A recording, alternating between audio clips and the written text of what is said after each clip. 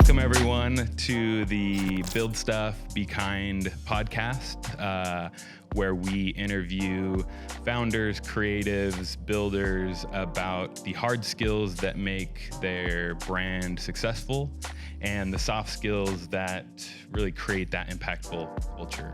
We have the great opportunity to have Lindsey Stirling on the podcast today. Shout out to Lindsey for repping Arizona and being an incredible musician. Where are you coming to us from, Lindsey? I'm actually home right now, so I'm in Los Angeles, and Angeles. it's nice to be home. Nice. Not on the road. Not. Are you prepping for tour? I am. I'm in prep mode. We're going on a Christmas tour this year, so we go into like full rehearsal soon, which I say I'm grateful to be home, but I also love the road. It has really become a second home for me and very much so a family. So I'm very excited for that. I'm not going to lie. Yeah. Is it hard to get in like the Christmas mode when it's Halloween everywhere around you right now? Like, is it hard to plan and rehearse for a tour that's in a season that we're not quite at yet? Just from like a creative standpoint? Yeah, I've gotten really good. So I guess I should say this is my second Christmas album. And so twice now I have celebrated Christmas like all year long for like 2 different years sporadically. Nice. Like you write the album in the spring. Yeah. So I started writing in February and then it had to be done by like end of April. Then you're in the phase of doing album artwork. And so then you're planning the photo shoots. And then I've been literally all through the summer, I was already filming TikToks. I was filming music videos, editing music videos, and also planning the tour. And now I'm about to go into tour rehearsal. So I've been in Christmas mode for an entire year. Dang. And I actually don't find it that hard to like step into it. Partially, I think because I love Christmas and I think I just love any great theme. Yeah, I always have. So whether it's a party or a type of food, like if there's a theme, I'm all about it. Oh, yeah. And Christmas is one of the strongest themes in the world that everybody understands the assignment and there's so much to play with. So for me, it's like a creative cornucopia. And so I don't know, I actually find it quite easy to like jump into that mode. Yeah. By the end of the tour, I will be sick of it. But as of now, I'm still riding it. I'm still excited. Yeah, that's amazing. That's interesting, yeah. Quite the process of building the album, building that process, and then a tour. I can't imagine just the full circle of what that process is like and the time and energy that you have to put into it. Oh, do we lose her? All right, we're back up. There we go. There we go. Sorry about that. My internet went out, so I had to run to a different room. No worries. I love a good change of scenery. It's like just keeping our audience interested. Yes, got to mix it up.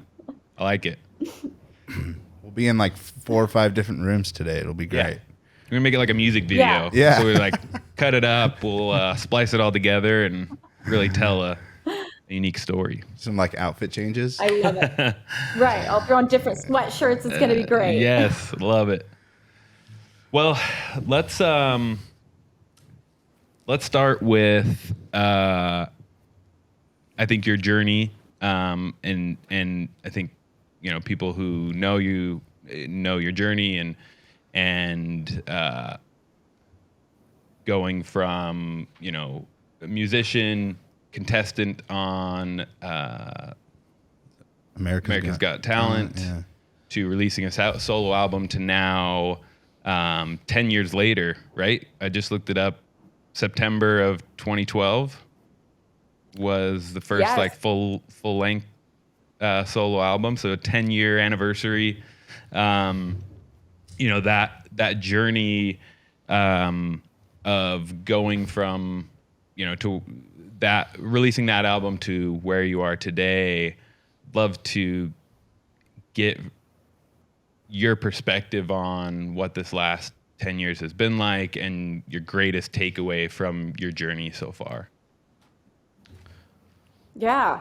It's been a wild decade for sure. I can't believe also my first ever tour started a few days ago, 10 years ago. Oh, and so wow. this has been like a kind of a monumental time of a lot of reflection this last like 2 weeks, because I'm like, oh my gosh, my first album came out, my first ever like show and tour started. And, my drummer hit me up and was just said, like, we just had a nostalgic moment as we were talking about this journey, because he and my tour manager and I have been together for the last 10 years solid, and just how much it's changed all of our lives to go through this together, and how grateful we are that we've had each other through this journey. But one thing that's interesting, and I noticed this the other day, I did a show up in Seattle, and it was like in front of 7,000 plus people, and it was great. It felt so wonderful to be on stage, and I love being on stage.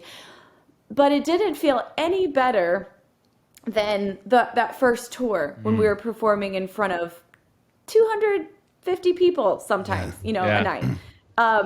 It didn't feel any more magical. Like, yes, I love that I get to bring a show to life now that involves like storytelling and costumes and props, and it's a much bigger show, and I love that I get to kind of expand my creativity and bring people into a world. But as a performer, the feeling is honestly the same. And so it's been a kind of a interesting journey to constantly remind myself that as I'm always like, trying to push the envelope and seeing what's next, and you want to always like ride that line between wanting more and believing you can have more and believing you can get bigger or play bigger shows or get more followers, all those things that like you kind of get sucked into when you're in the middle of this industry, and it becomes everything sometimes. But then taking a step back and realizing there's that balance between like kind of striving for that, but also knowing you do not need it. You have everything you need. Like my happiness will not increase by getting more. I might be able to affect more people, but like, that's it. Like I've already got it. And I think that's the biggest thing, that this whole like journey and this like, I've been thinking about this a lot in this last week of, a decade of time has passed. Like, what have I learned, and what has been one of the overarching messages? And I really think that's it. It's like, you can strive for more, but you also have to realize that you've got everything you need. Yeah. That's powerful. Do you feel like that's a mindset you've always had? Like, it seems like, I mean, I've seen your journey from afar and the impact you've made online, through YouTube, through social media. But that's interesting that you had that mindset even in those first shows, or is it something you feel like more reflecting on, but going into that first tour and delivering in your mind, at that moment, the very best, like coming at even those maybe smaller shows, do you feel like you still were putting everything into those shows and really showing up for those fans even early on? I've always pushed the envelope as far as I possibly can, in those first shows, I didn't know anything about styling or costuming, yet I would spend a lot of time piecing together and sewing bits onto my costumes instead of just like walking on stage. And like, I put a lot of thought in it. They were terrible, mind you. Like, I look back at them and just giggle. It's all a like, process. Yeah. I look like I just took everything out of my closet and my craft box and put it on my body. But I was trying to create a vision, and, I put everything I had into it. Also, on those first tours, you don't have LED walls. Like, you don't have production. You're in a tiny, sometimes we were in little like restaurants playing. But I went to Walmart and I bought a 90-inch TV, like the biggest TV I could, that I could also afford. Yeah. And we drug that thing around and would set it up in every venue on this little stand. And I created a little like a string of content that would play on it. It basically looked like a screensaver, for a computer. Yes. But I put a lot of thought into DVD it. And again, use the best, like little swirly colors. And, but I've always shown up bringing everything I could to the table. And at the time, like, I was very proud of the show that I put on, and because of that. And it's funny, now I look back on it and I'm like, that's really cute. Like, it's very sweet what I did. But I think because I was pushed the envelope as far as I could, it really allows me now to, I'm a really great costume designer and seamstress now. I'm also really great at creating video content. Like, Yeah. and now I also, like, my crew and I really take pride in the fact that whatever room we're playing in, we try to make a show that's a little bit bigger than the room. Got it. Yeah. So that people come in and they're like, oh wow, like this is a lot. This is big. Like we want to fill that room.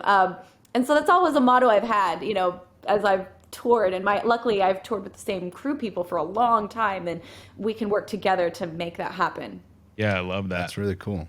I think Will, and you'll probably remember the quote, but he taught me a similar lesson more recently of like having that vision, you know, even with us for this podcast or what we're trying to build, and it's that like relentless pursuit of like, you know, in your mind, like here's where we're going and we're not going to let up. Even once you get there, of still trying to push that forward and deliver to your audience, to yourself, you know, what you have envisioned this whole time. I'd imagine, you know, you had an idea in your mind of, you know, now you have more resources, you have a team, you have all these things, but always wanting to push that and deliver that experience is really cool. Yeah. Are you still hands-on? Do you still like to get in and create and do everything, or what's that process look like now that you do have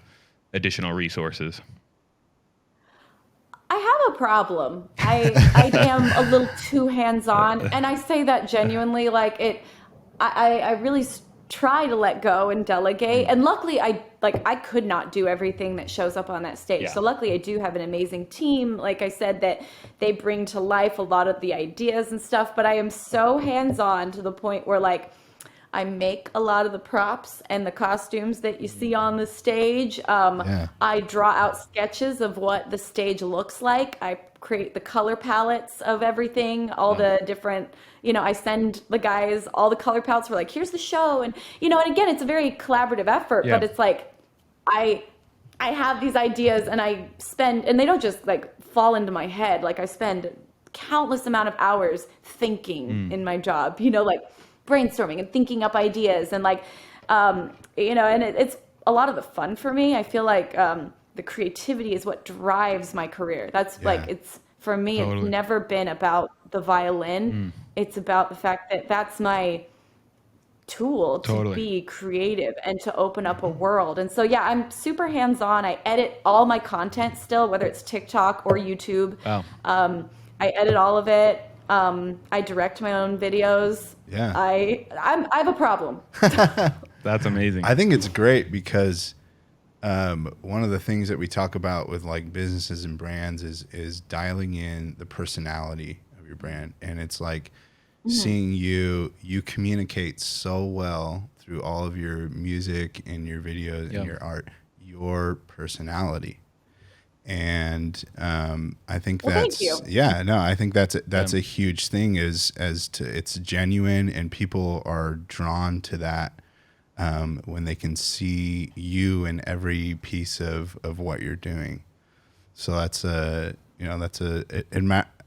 admirable thing, or I think it's I mean, I think that's a challenge that any entrepreneur, whether you're a musician or you know, tech founder or anything, is that delegation. It's a process you eventually learn, but I think there's always things that you really want to have your imprint on and control those things and really like, especially with something where it's like your name is your brand, right? Your music, your personality. And I'm sure there's ways where it's like you can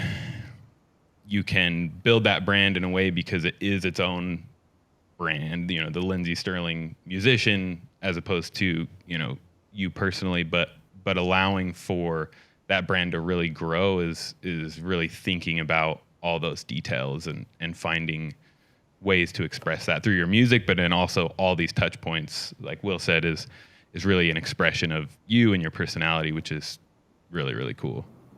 Yeah, well, and I think that it's important to, like, I don't know, hold on to the things you love. And Yeah. it would probably be so much more efficient for me to hire an editor full time, and like have them do stuff. And then I could just like focus on the things like writing more music and, but sometimes like writing the music and the things that are like the things that only I can do that I can't delegate. Sometimes that's the most draining stuff for me, where I find it really enjoyable and fueling, and like it's almost like a nice release for me to like sit down and design a costume or edit a video. That's kind of almost the reward for like the stuff that the practice and the writing and the the things that you have to do. And so if I let that go and delegated all those other things, I think I would probably actually burn out more, because I wouldn't have those things that fuel me. And so I think as an artist, it's so important to remember, like, well, what are the things that I love, and the things that I don't love, like I've learned to like definitely delegate those. Like I couldn't tell you I have no idea how much money I have in my bank account. Like I have a business manager that takes care. I'm actually not a great financial businesswoman. Please don't allow one of these I've hired someone to take care of that for me. Yeah. Like I've delegated the things that I don't like, and then anyways. I'm curious to know, like, how long did it take you to get to that point where you realize that these are the things that I don't like doing, these are the things that I want to do, and then how did you go about finding, the right people to help you take over all the stuff you don't like doing? Man, it is hard to build a team, and there's no recipe for it. But I'm really lucky. I found the first person I hired on my team, like ever, was actually a business manager to handle all the money, because I was like, I am not good with numbers. And I suddenly realized I had to start writing paychecks for people quite a lot. And I was like, I don't like those awkward conversations about salary. I don't, so it's taxes. Like, okay. Taxes, any of it. I was like, I'd rather just have someone I can call up and say, hey, am I doing okay financially? Can I afford to make this decision? Totally. And she'll say, absolutely. Or actually, that's not smart. So anyway, that was the very first person that I hired, like on salary, was a business manager. And it's the best thing I've ever done. And she's my mama bear to this day. Love it.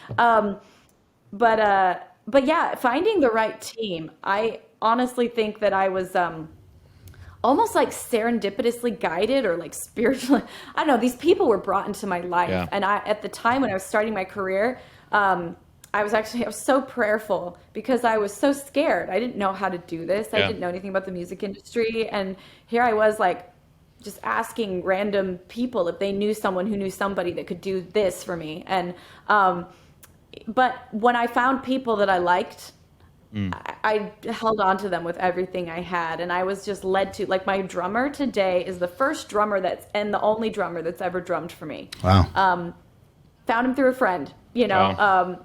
I've had the same business manager, same lawyer, my tour manager, and these were all people that were just like kind of randomly, but when you find people that kind of create that little core nucleus of your team, do everything you can to hold on to them if they make you feel like they are your people. And then it starts to create this culture of the way that your team runs, because when other people come in, they feel this culture that's already been created and cultivated. And now my whole tour team is quite protective of the culture that's not like Lindsey's culture. It's our tour culture. And they have quite an ownership in it. And so when we hire someone new, they all like really try to bring good recommendations to the table, because everybody's very protective of our tour environment. Yeah, I love that.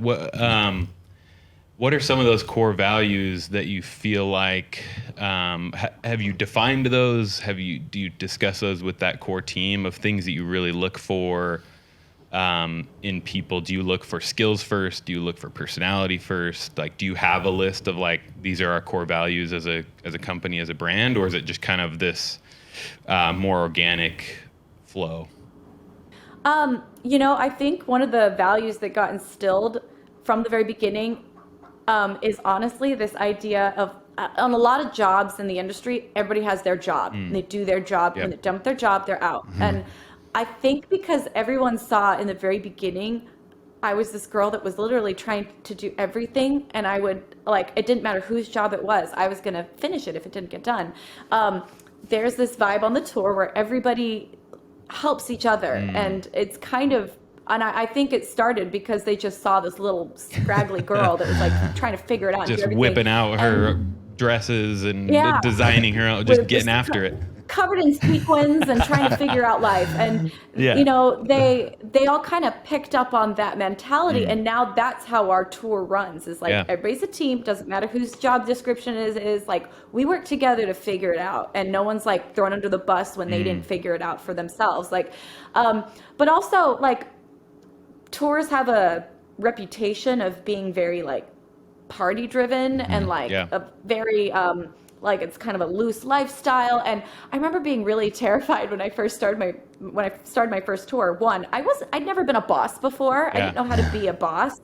And suddenly I like had employees and I was like, whoa, I never thought about that, of being a musician. And also secondly, I just knew what I'd heard of the entertainment industry, and I thought, they're going to think I'm the most uncool person in the world when I sit them down and say, hey, like, I don't really want alcohol backstage, and I don't think we should have alcohol on the bus. Like, you can go out and you can enjoy, live your life, but like, this is my home.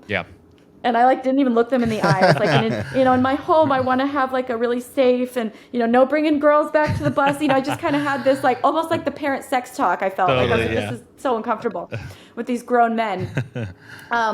But it created this really healthy environment where I've actually been told by so many of my crew guys and that it's nice to be on a tour where they don't feel this pressure to go party all the time. And like I said, they can go out and drink. It's not like we're a completely dry tour. They can do what they want when they're out of our home.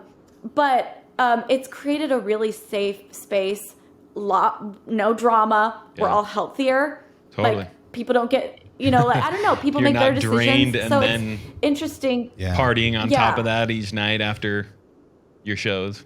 Yeah, exactly. And it turned into like a thing that people actually really appreciate. Rather than I was like, they're going to hate me. And like, I don't know, for tour turnover, I haven't, like I said, like I have this family that's literally, I don't have my own kids. I don't have, my own like husband, so it's like they are kind of the closest thing I have besides my family nucleus I came from to my family. And they all call it a tour family. It's not just me. I'm not like just hanging on to them. They, it's a thing.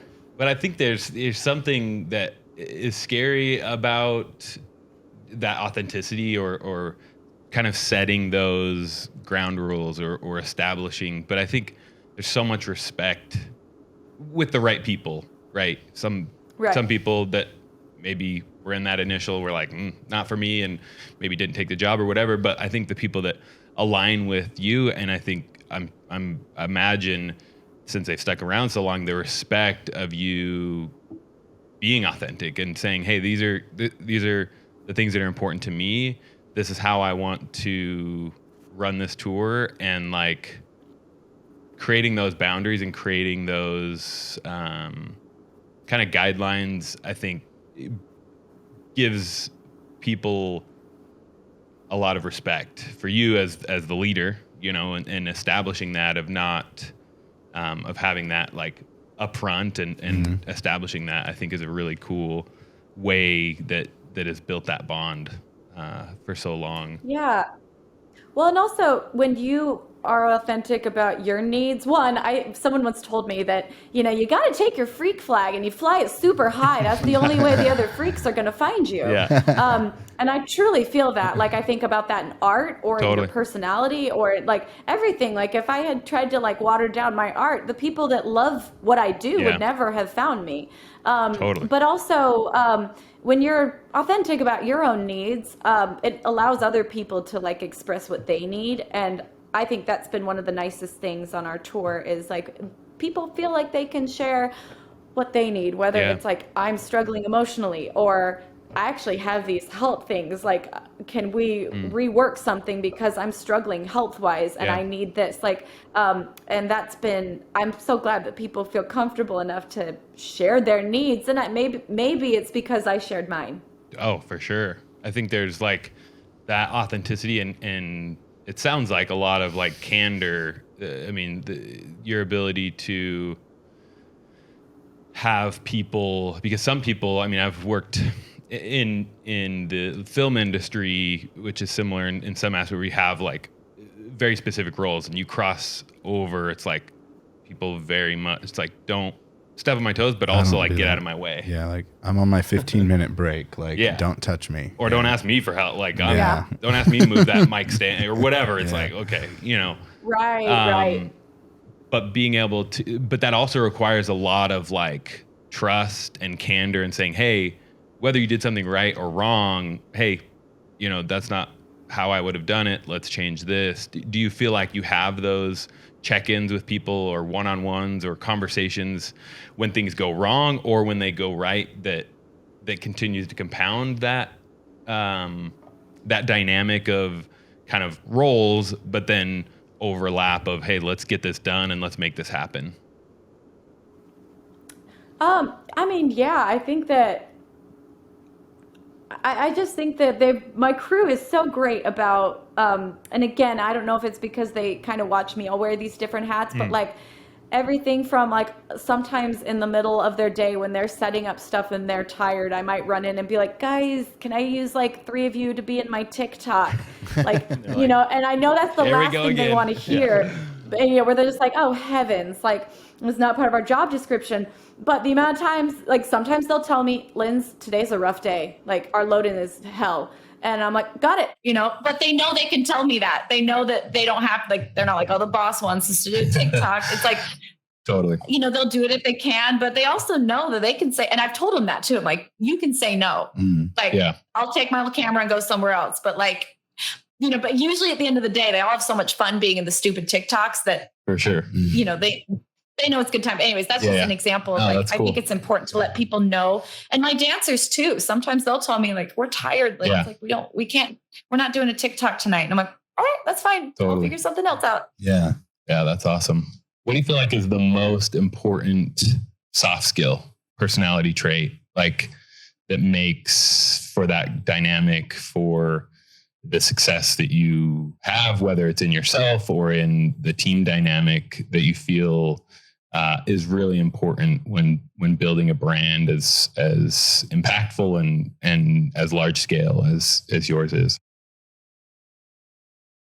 I think this is something that took me a while to learn fully. I've always tried to like be complimentary to people and like, say thank you and all those things. But like, I was actually working on a comic book 2 years ago or whatnot. And I worked on it for quite a while. And I had a professional comic book writer that I wrote it with. And the amount of times he would praise me and just tell me like, he'd point out like, oh my gosh, that idea that you thought of, Lindsey, that was clutch. He's like, I've been like wandering around this page and then you just one line, figure it out. Like he would just sing my praises so high and it would make me, I did come up with that one line, Totally. But like, and then I would feel more safe to be more creative. And I felt like I learned so much from him, more so about that than even the style of storytelling and comic book writing. He was so good at making the people he worked with feel appreciated and like they were talented and good.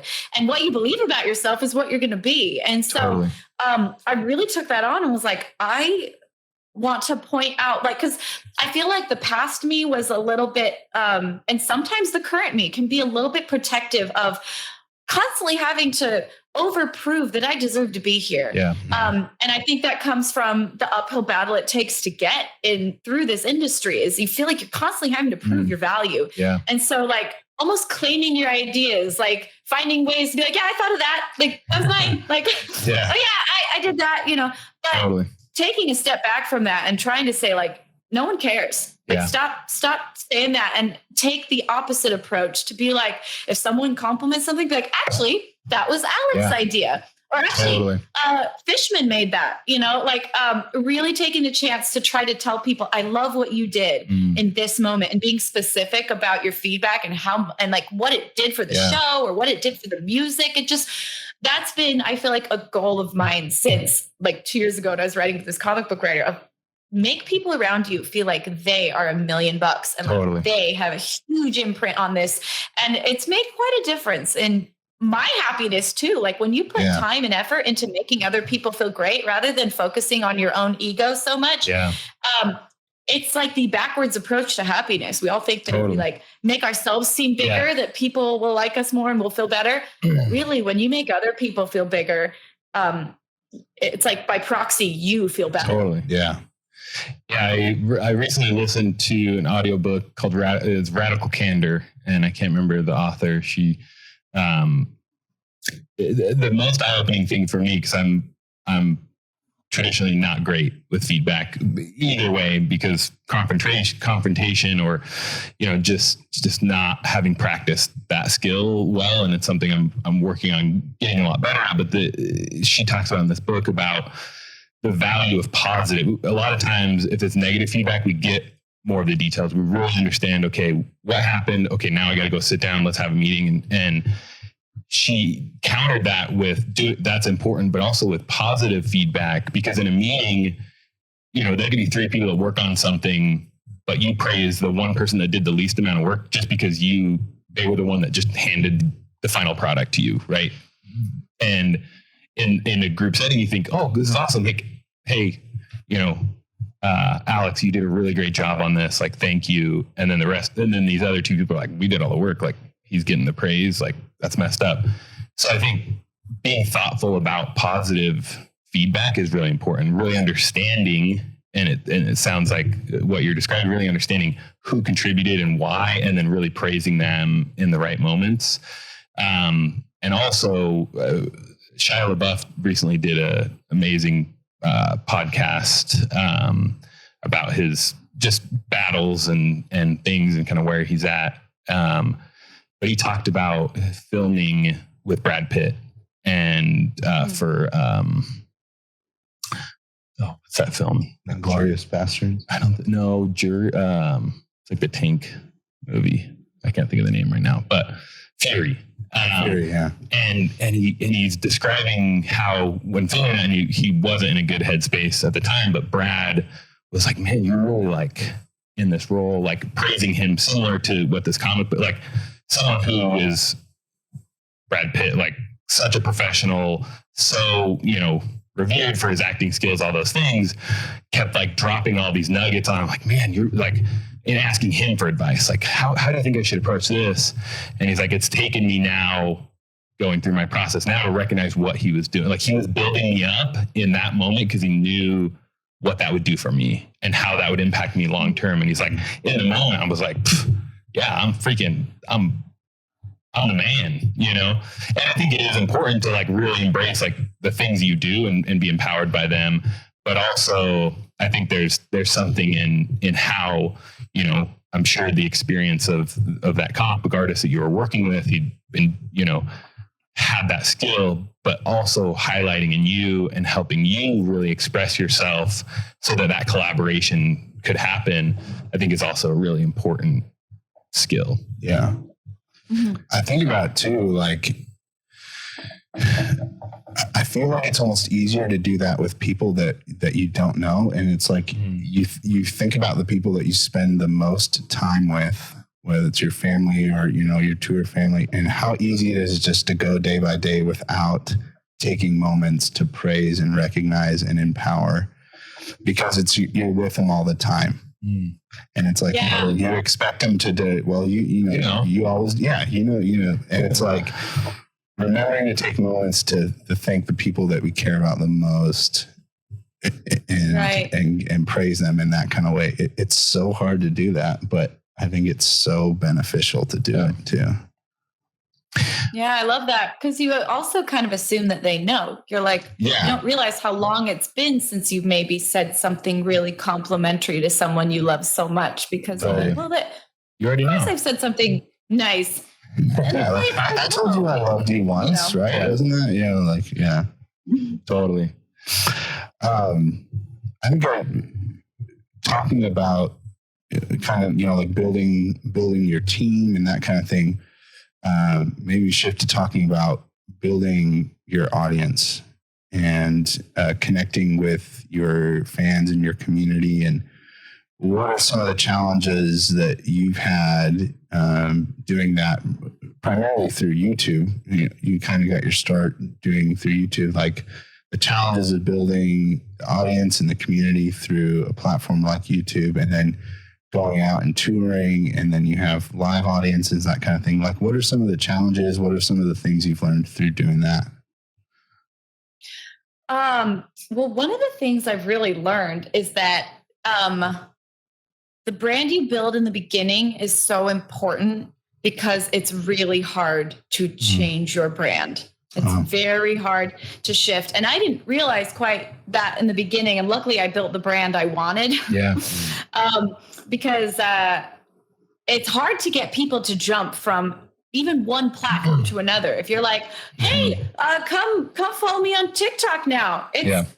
They don't just jump. You have to start from scratch on every single platform. Same with tour. You can't just be like, oh my gosh, I've got millions of followers. Like, come check me out on tour. They won't show up unless you have built that from scratch. Like, things do not just transfer in this business at all. Or it's like, if I want to start a makeup brand and people are like, oh, she's got millions of followers. Guess what?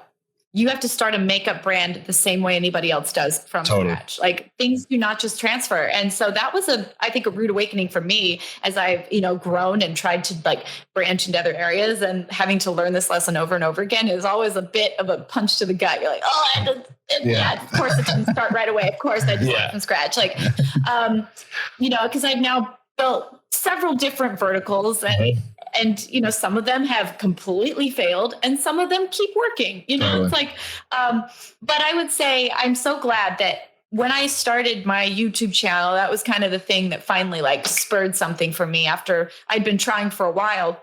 And then I discovered YouTube and was like, oh, this is it.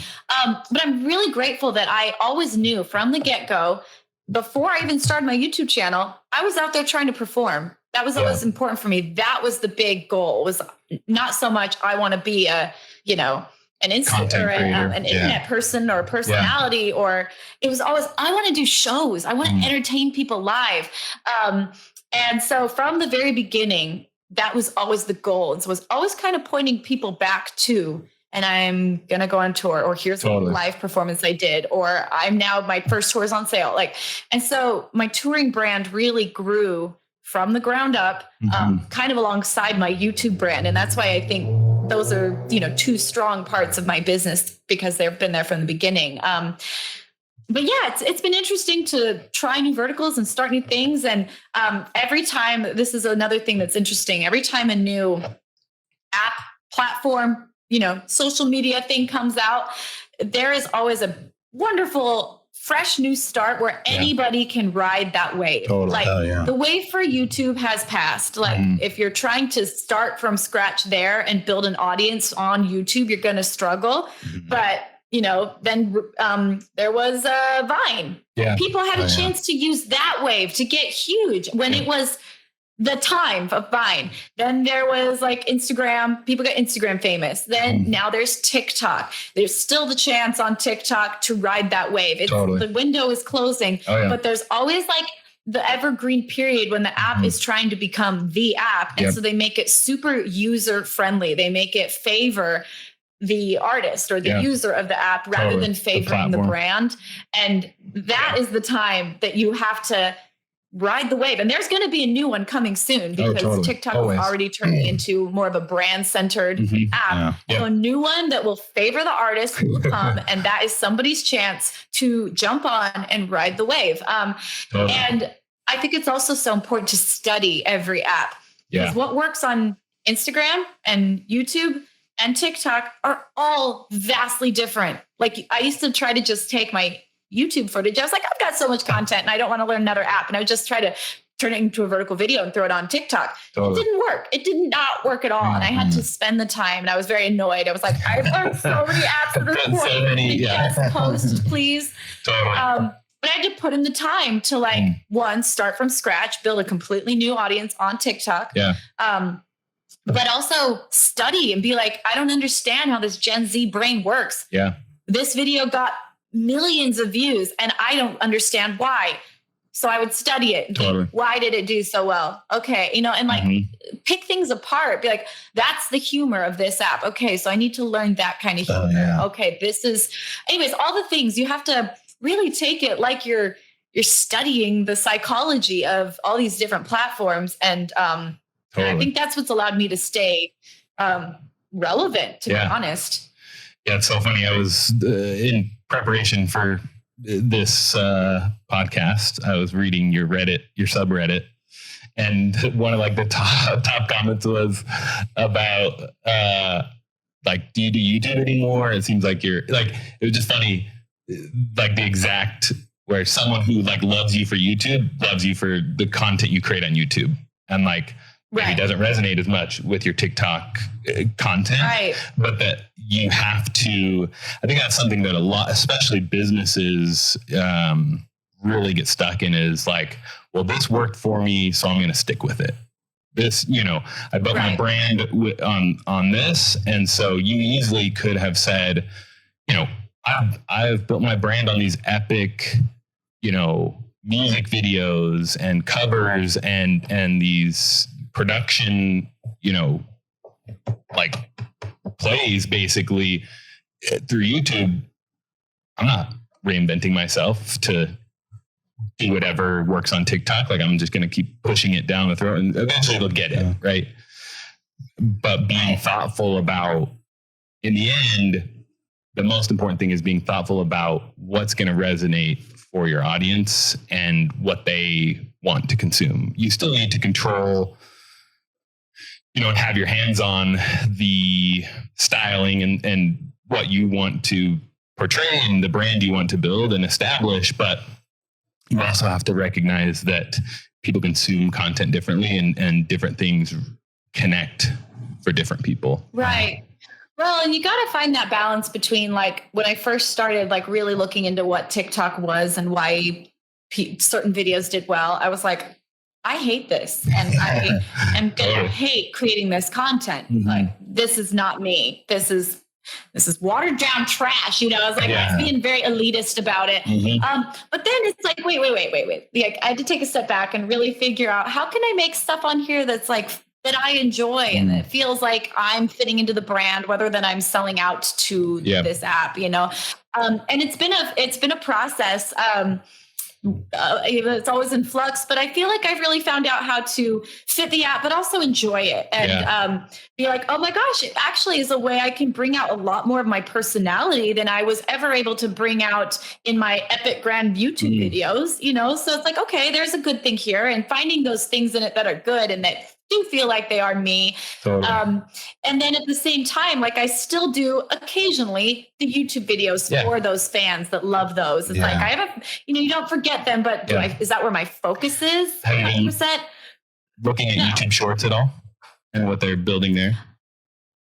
Yes, I need to be better at posting more on YouTube Shorts. But yes, some of my friends swear by YouTube Shorts. Yeah, like really, obviously, compete with the TikTok viewership and audience, and a lot of organic reach, specifically through the YouTube Shorts platform. Yeah. It's like you were saying, like, they're trying to, like when you were saying, when a platform comes out, they try to make it all about the creator and that kind of thing. And it's like, I think YouTube Short, they're trying to do that again to allow this resurge. Resurge again a little bit. Sure. I noticed that you're talking about like you doing your TikToks and that kind of thing. You take a little segment out of your show now. It looks like to do some content on stage. Like, what triggered that, or how did you come up with that idea? And is that, talk about that a little bit. Yes. Well, last Christmas, I had the goal to do 3 TikToks a day while on tour. Wow. That's a lot. Yeah. That's a lot. Whilst, doing a show almost every night and doing meet and greets and the practices and like everything. So it was a lot. And so I was like, well, the only way I'm going to get to do this is if I am constantly thinking of new ideas. And, so some of those ideas, I was like, well, what do I have that's so unique? Oh my gosh, I have an audience almost every night that is there to be entertained and to experience. And at first, the first few times I did it, it was very much like, I need to see if my audience likes this. If it makes people uncomfortable, obviously I'm not going to do it. But it got to the point where I started to see that if I didn't film a TikTok at the show, people would be disappointed. They'd be like, they want to see their I face. didn't film a TikTok. Yeah. Like, totally. And I was asked, but like, how do you guys feel about filming a TikTok? And they always get so excited. Totally. And it's short. Yeah. I always have it very planned out, and I tell them exactly what to do. But it makes it like a very interactive experience. And now it's actually, because my shows are very planned. They're to the T. There's a lot of moving pieces, from like when dancers have to have a break to catch their breath or have a costume change, or when this set piece is coming in, or we do aerial acrobatics now. So that everything, I can't just on a whim be like, and we're going to play this song. Like everybody would be in a panic. Totally. So there's very few spontaneous moments in my show at this point, which is kind of nice as an artist. I like to know what I'm giving my audience, but this allows for a little bit of that spontaneity to like go off the cuff and like, I don't know. I've really enjoyed having this moment in the show now. Yeah, it seems like the audience too, loves it. Like, I think that's something we talked a lot about. And it's funny because we use the reference of music a lot, because a lot of, especially businesses, brands, or just us in general, we think of, our follower count, our, how many fans do we have? And for us, if that reach and that audience is super important for a brand, but community is also a very more and more a key piece of building any brand. Being able to leverage a community and provide value outside of the direct product that you sell or what you are providing to your customers, allowing for community to take place. And I feel like this is an opportunity where you're now connecting in a unique way, building that relationship in a deeper way that with YouTube you weren't necessarily able to do with the content you were producing. But now this is another way.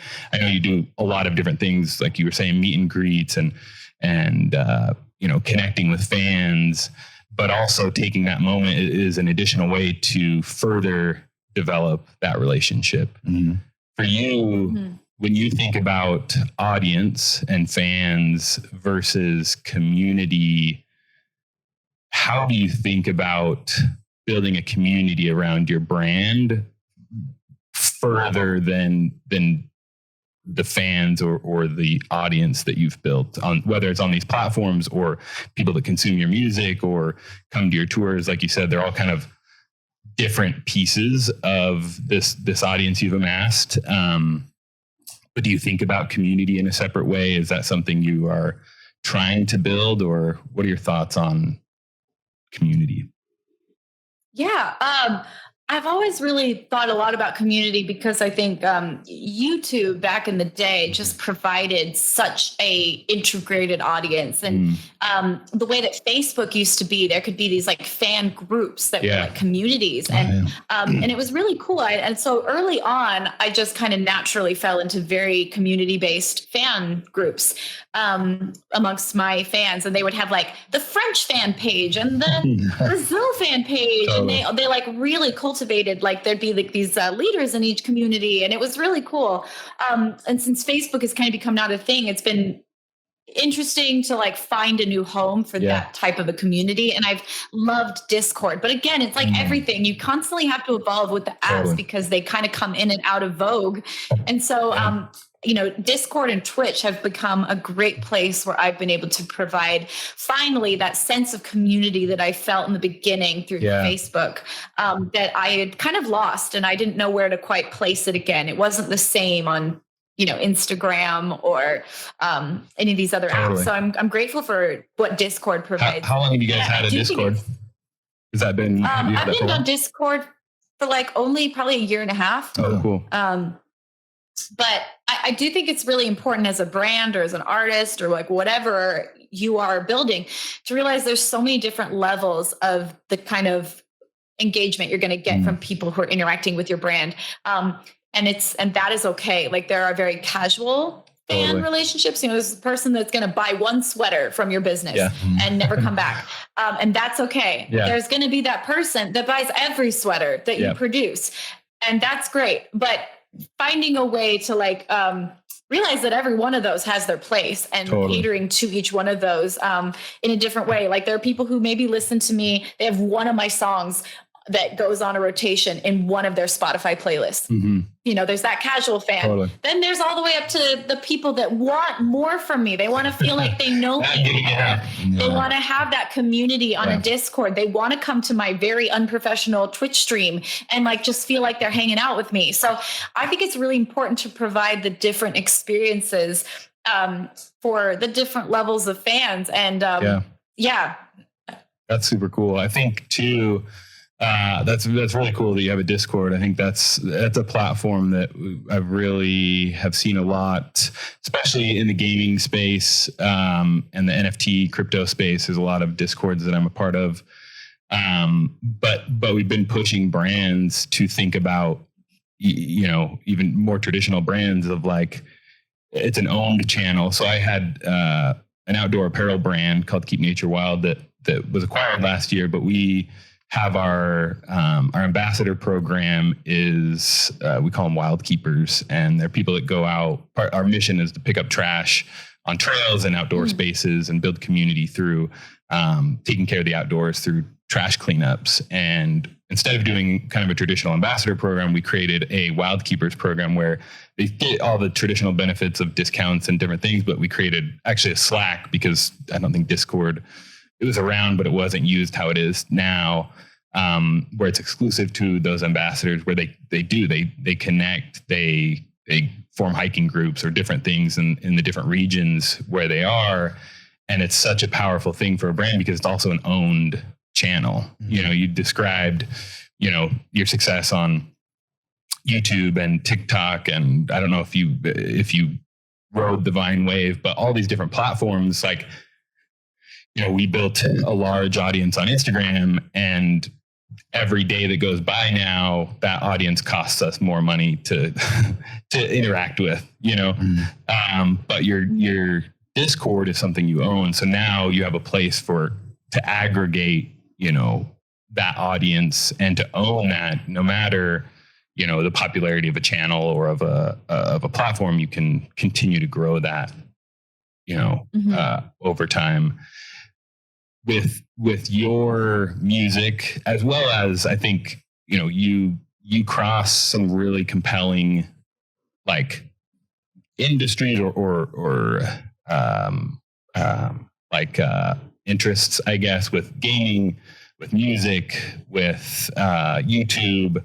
How do you feel? Is that something you consciously decided early on of kind of what that audience is like and the gaming culture and, you know, YouTube culture?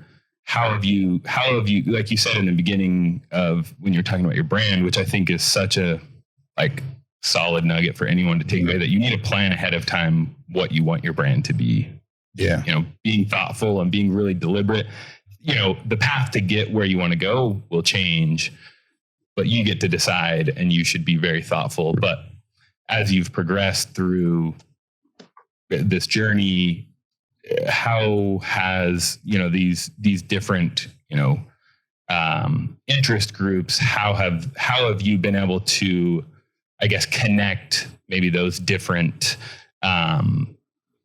interest groups around the music you create? You know, you're going on a Christmas tour, but you also have, you know, video game covers, and you have a Twitch, you know, which is a lot of the gaming world. So how do you think about that in like these various audiences and interests, but still being able to connect them and unite them around your brand?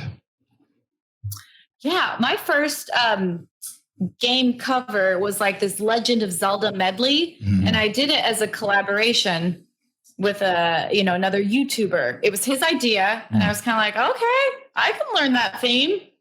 I can dress up in that costume. I can put some elf ears on. Like, let's go. I had no idea that it was going to be such a huge splash, and that it would that was my first video that like exploded. Yeah. And I was like, oh my gosh. And suddenly people were requesting all these game songs, like just request after request. And at the beginning of the YouTube days, it was very important to like take a request, like listen to your audience. And totally. I mean, it always is. But it was even more so then. So I did one of the requests. I did the Skyrim theme, and then got a huge explosion again. And then I very quickly realized after that second video, I was like, oh my gosh, I'm going to become the gamer violinist.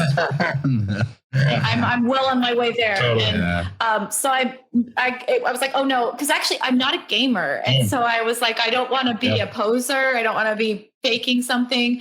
And also I don't want to get stuck in this niche that I'm not even really a part of. Yeah. So I made a really conscious decision. I was like, I got to be really careful with how often I release these, even though this is now what my fans want. And like my very first tour, my entire audience was 95% men or males between the age of like 17 and 35. Yeah. There was like no women in the room. It was all gamer dudes. Yeah. And so I was became a gamer obsession. I was like, I need to be really careful with where I'm headed here. And so I made sure that I was always releasing original music, piggybacking offing these game covers. So if I did a game cover, it meant that I was right away going to release an original song that's in the style that I love. And I would use that game cover to point like with the end slate to the original song that I just released or that I was about to release. And so I had to, I took a conscious choice to like really try to use these as like the bait. This is what my audience wanted, but use it as the bait to steer them to exactly where I hoped that they would go. And I hoped that they would like what I was also doing. And it took years to kind of figure this out. But, I now still do game covers because it's like kind of a part of the core of my audience. They love them, and game covers are epic. It gives me a chance to cosplay. But at the same time, feel like I've been able to meld that into just a piece of my brand at this point. It's not the whole pie like I was afraid it was about to be years ago. And I think that's really interesting because I think these platforms that exist, they've allowed artists and musicians to do what they want to do and also build an audience. Because I imagine if early on, if you had some record label or producer come in and that was going to be like, no, this is what you need to do. You need to do game covers. This is how we're going to make you hot. This is how we're going to make you famous. This is your ticket. That would have probably set you down a road of who knows what. But it's so cool that these platforms exist now where you can do what you want to do.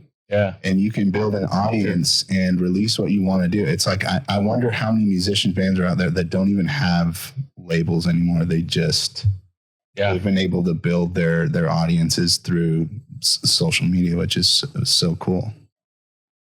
100%. Yeah. Yeah. So as you built on these various platforms and you still edit your videos, where do you draw inspiration from? Are there any like maybe unexpected or unique areas that you draw this inspiration from? And how do you tackle gaining a new skill to really express the creativity or the inspiration that you find through that process?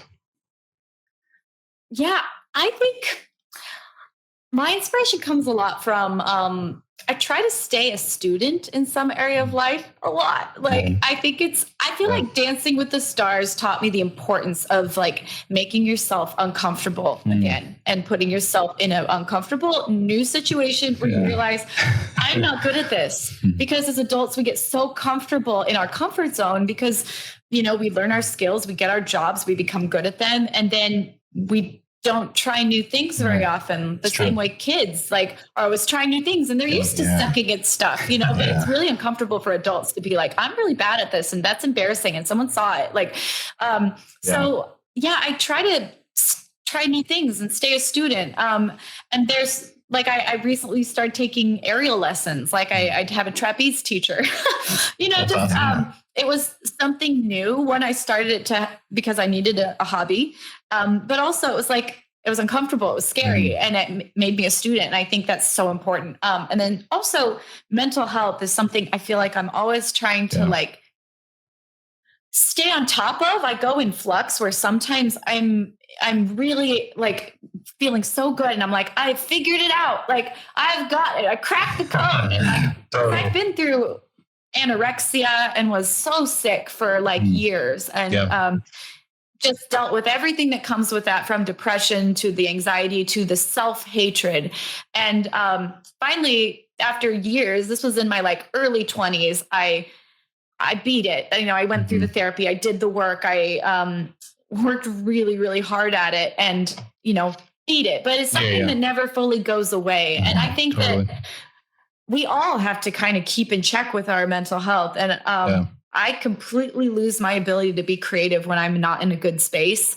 And I have to just constantly check in with myself. And I read a lot of self-help books and I find a lot of inspiration from that. But also I've recently started doing breath work. It's like my new favorite, best kept secret that I wish the whole world knew, that like you can reset your nervous system by breathing. Like therapy is expensive. Some people cannot afford it. And I feel very blessed that I was able to get the help that I needed when I was really sick. And, but breath work is something that I'm like, oh my gosh, I wish I'd known about this so much sooner. And it's not just like a woo-woo practice of like, oh, you know, om and meditate. Like, literally you change the chemistry of your brain and your body, and you can change your nervous system. And I now do it before I go on stage. It allows me to feel more love and capacity for my audience and hope that they feel that as well.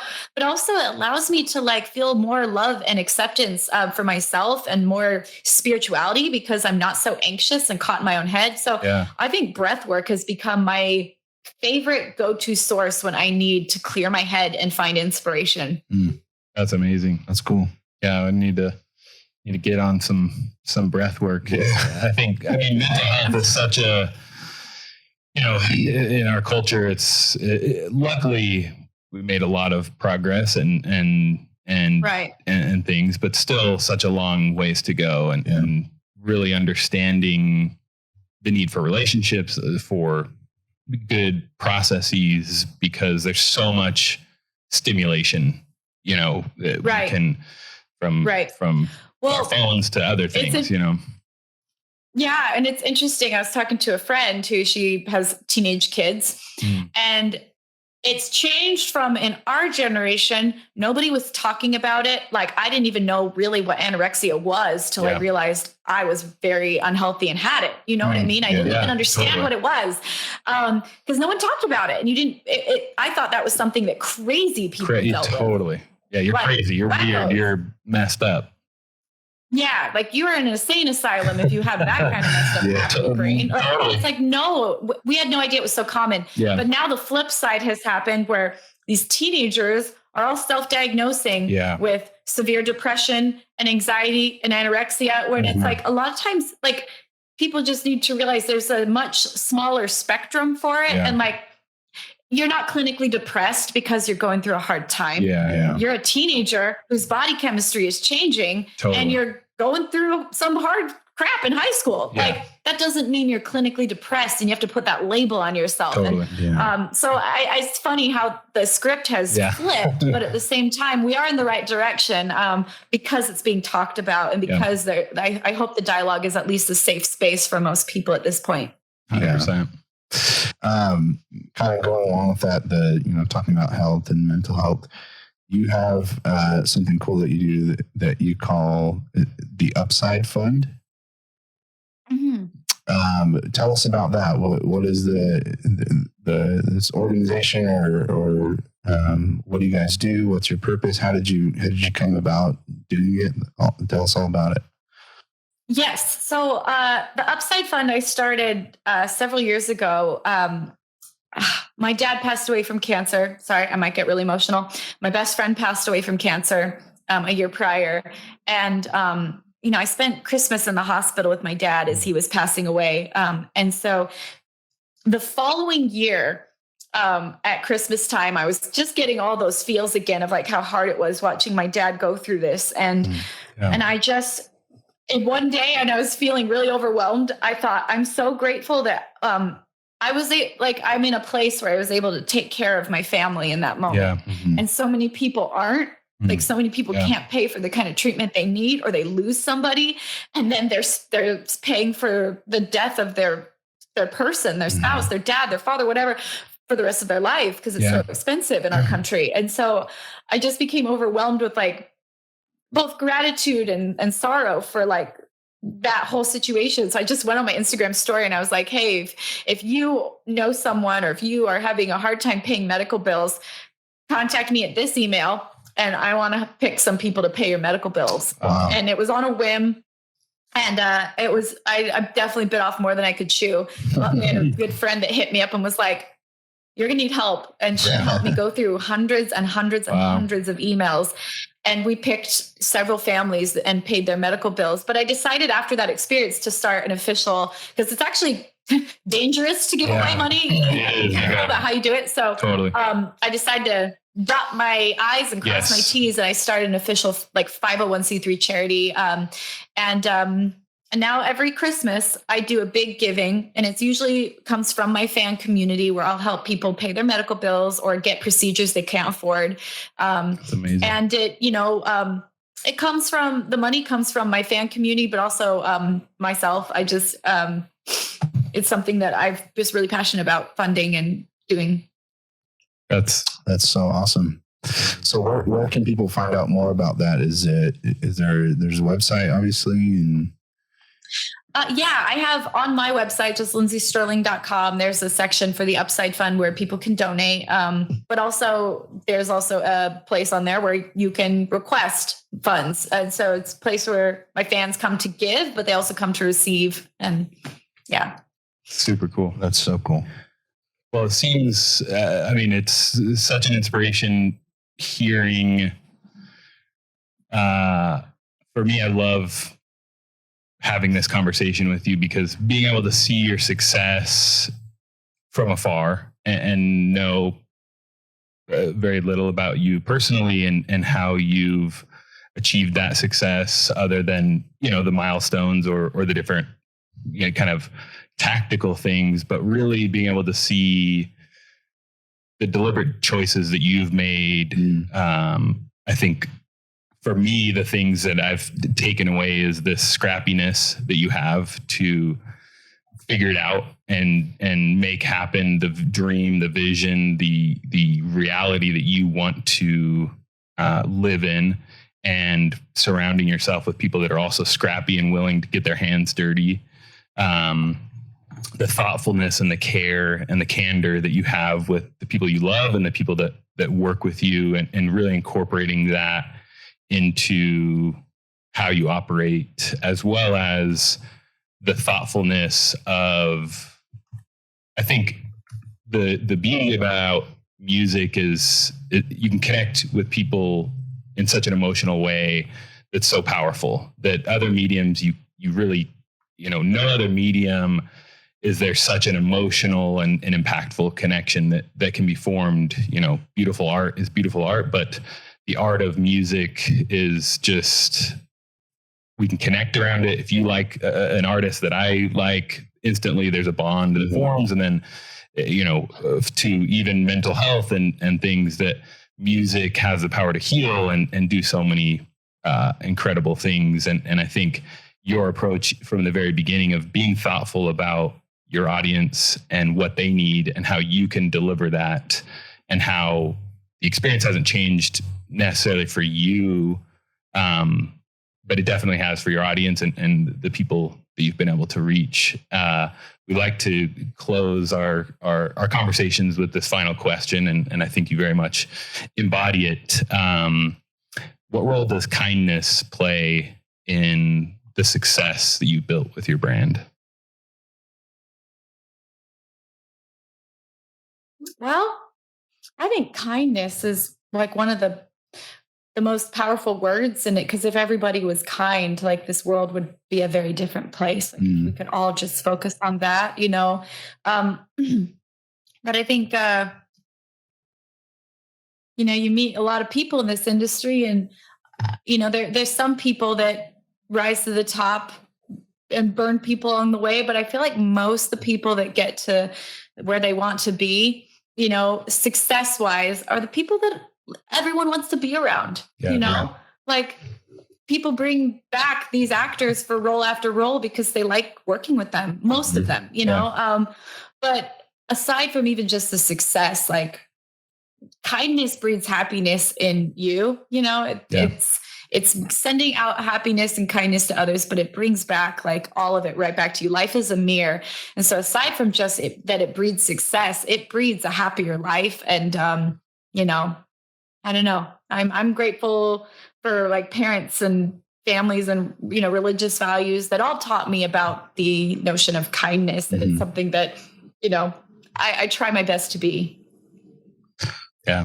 Well, I think it's very evident through all that you do. That you're a very kind person, and we appreciate you coming on today and joining us on the podcast and learning from you. So thank you. Yeah. Awesome. Any news or exciting things that are coming up that you'd like to share with the audience and kind of your upcoming schedule? I mean, I got a Christmas album, which is really exciting.